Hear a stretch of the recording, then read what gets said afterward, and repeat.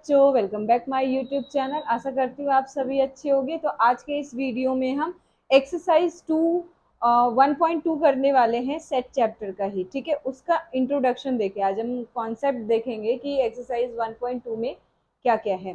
तो सबसे पहले इसमें एम्प्टी सेट के बारे में हम जानेंगे, फिर फाइनाइट सेट और इनफाइनाइट सेट के बारे में जानेंगे और इक्वल सेट्स के बारे में जानेंगे। यही है हमारा एक्सरसाइज 1.2 का टॉपिक समझने के लिए। ठीक है, अगर ये समझ में आ गया तो एक्सरसाइज आप आराम से कर सकते हो। तो देखते हैं सबसे पहले हम एम्प्टी सेट क्या होता है। देखो, एम्प्टी सेट जो वर्ड है, एम्प्टी का मतलब क्या होता है, कोई चीज खाली है। इसी एम्प्टी सेट को और दूसरे नाम से भी बोला जाता है, मैं ऊपर लिख रही हूँ, वॉइड सेट या फिर नल सेट। ठीक है, ये दो और नाम इनको दिया गया है, पर हम ज्यादातर एम्प्टी सेट यूज करेंगे। ठीक है, तो a set which does not contain any element, एक ऐसा सेट जिसमें एक भी एलिमेंट ना हो, वो एम्प्टी सेट है। एम्प्टी सेट को हम फाई से भी रिप्रेजेंट करते हैं। ठीक है, एम्प्टी सेट को रिप्रेजेंट कैसे करते हैं, फाई से भी करते हैं। फाई क्या रिप्रेजेंट करता है, एम्प्टी सेट को। अब एम्प्टी सेट में कुछ एग्जांपल्स हैं, कैसे समझे एम्प्टी सेट है ये। तो इसमें एक एग्जांपल है, x is that X is a odd natural number. X कोई ऑड नंबर होगा जो 3 और 5 के बीच में लाई करता होगा। क्या कोई ऐसा है नंबर, ऑड नंबर, जो 3 और 5 के बीच में लाई करता होगा? 3 एंड 5 के बीच में 4 एक ऐसा नंबर है, बट ये ऑड नहीं है। तो 3 एंड 5 के बीच में ऑड नंबर्स नहीं है, तो ये क्या हो जाएगा, एम्प्टी हो जाएगा। ठीक है, ये एम्प्टी सेट है, क्योंकि इनके बीच में ऐसा कुछ नंबर लाई नहीं करता, तो ये क्या है, एम्प्टी है, खाली है। फिर दूसरा है, x says that x is a rational number। x कोई होगा दूसरे सेट का रैशनल नंबर है, जो एक्स स्क्वायर इक्वल्स टू 2 हमें गिवन है, इसको सॉल्व करके फाइंड करना है। एक्स स्क्वायर 2 हम अगर देखें, अगर यहाँ 4 होता तो आ जाता प्लस माइनस 2, बट यहाँ तो 2 है। ठीक है, यहाँ क्या है, 2 है, तो एक्स इक्वल्स टू √2 आ जाएगा प्लस माइनस का। पर √2 एक क्या है, इरेशनल नंबर है, रैशनल नंबर नहीं। और हमसे पूछा है रैशनल नंबर, तो रैशनल नंबर हमें मिलेगा नहीं, तो ये भी क्या है, एम्प्टी सेट हो गया हमारा। ठीक है, फिर थर्ड है, x is that X is a even prime number. Even होना चाहिए और प्राइम नंबर होना चाहिए, ग्रेटर देन 3। 3 से बड़ा होना चाहिए प्राइम नंबर, पर वो इवन होना चाहिए। आपको पता है प्राइम इवन नंबर जो है आपका 2 है सिर्फ, और इसके बाद का जो नंबर आएगा वो प्राइम इवन नहीं होगा, वो ऑड में हो सकता है। लाइक 3 हो गया, 5 हो गया, 7 हो गया, ये जितने भी नंबर आप दिखेंगे, 11 हो गया, 13 हो गया, ये सभी के सभी ऑड है। बस एक यही है 2 आपका जो इवन है।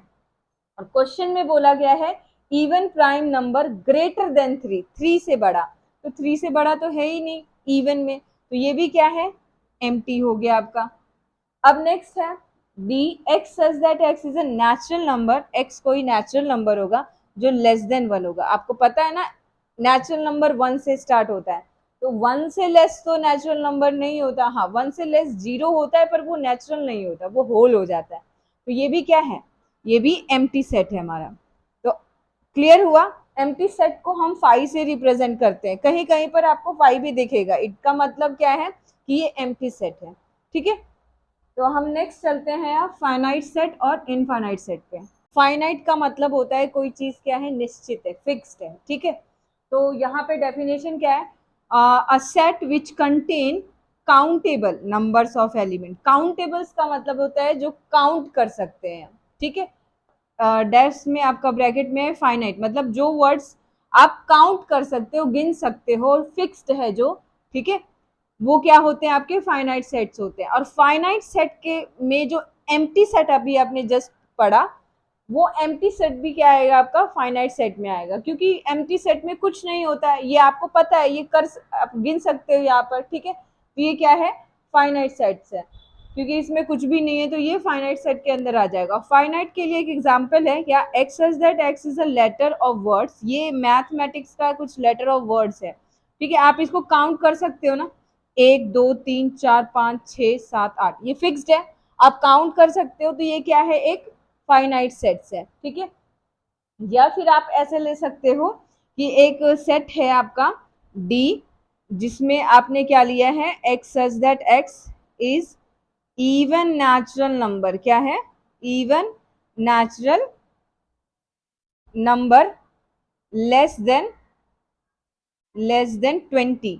20 से लेस जितने भी इवन नेचुरल नंबर है उनका एक सेट है। तो मतलब 2 हो गया, 4 हो गया, 6 हो गया, 8 हो गया, 10, 12, 14, 16 एंड 18। तो ये भी एक क्या है, काउंट कर सकते हो 20 से लेस का इवन नेचुरल नंबर। ये क्या, ये आपके फिक्स्ड है, ठीक है, यही आपके होंगे, चाहे मैं करूं या आप करो, आपके आप भी निकालोगे तो आपको यही मिलेगा। तो ये क्या है, ये फिक्स्ड है। तो ये फाइनाइट सेट्स हो गए, ठीक है। अब आते हैं इनफाइनाइट पे, जस्ट ऑपोजिट है इसका। इनफाइनाइट आपका क्या होगा, जो काउंट नहीं हो सकता, जो इन्फिनिटी तक चलता है, ठीक है, जो अनगिनत है। तो विच कंटेन अनकाउंटेबल, यानी कि जो फिक्स्ड नहीं है, नॉट फिक्स्ड, नॉट काउंटेबल, जो आप काउंट नहीं कर सकते, वो नंबर्स ऑफ एलिमेंट क्या होंगे, इनफाइनाइट सेट। जैसे एग्जांपल है x such that x belongs to natural number. x जो होगा वो नेचुरल नंबर से बिलोंग करेगा, और x जो है वो बड़ा है किससे, 5 से। जब हम x जो लिखते हैं, x जो है 5 से बड़ा है, तो 5 से बड़ा का मतलब 6 है, 7 है, 8 है, 9 है, और इस तरह से चलता ही चला जाएगा। सबके सब क्या है, आपके नेचुरल नंबर 5 से जो बड़े हैं वो क्या है, बहुत सारे हो सकते हैं, तो वो इनफाइनाइट है, ठीक है, वो काउंट नहीं कर सकते आप। तो ये क्या हो गया, आपके इनफाइनाइट सेट्स हो गए। अब कुछ नोट्स हैं, नोट्स का मतलब यहाँ पे ये है कि कुछ आपने स्पेशल सेट के बारे में पढ़ा था, जो है आपके पॉपुलर सेट, उनको हम रोस्टर फॉर्म में रिप्रेजेंट कर पाते हैं या नहीं, वो जानेंगे। तो जो नेचुरल नंबर है, इनको आप जैसे 1, 2, 3, 4, इसको आप रोस्टर फॉर्म में रिप्रेजेंट कर पा रहे हो। होल नंबर को हम रिप्रेजेंट कर पाते हैं रोस्टर फॉर्म में, ठीक है। फिर उसके बाद इंटीजर्स को भी हम, प्लस इंटीजर्स को भी हम शो कर पाते हैं। क्या, प्लस इंटीजर्स को भी हम रोस्टर फॉर्म में रिप्रेजेंट कर पाते हैं। नेगेटिव इंटीजर्स को भी हम रोस्टर फॉर्म में शो कर पाएंगे, ठीक है। पर जो रियल नंबर और रैशनल नंबर और इरेशनल नंबर होता है, इनको हम शो नहीं कर सकते किसमें, रोस्टर फॉर्म में। ये रोस्टर फॉर्म में क्या हो सकते हैं आपके, रोस्टर फॉर्म इनका क्या हो सकता है, बन सकता है।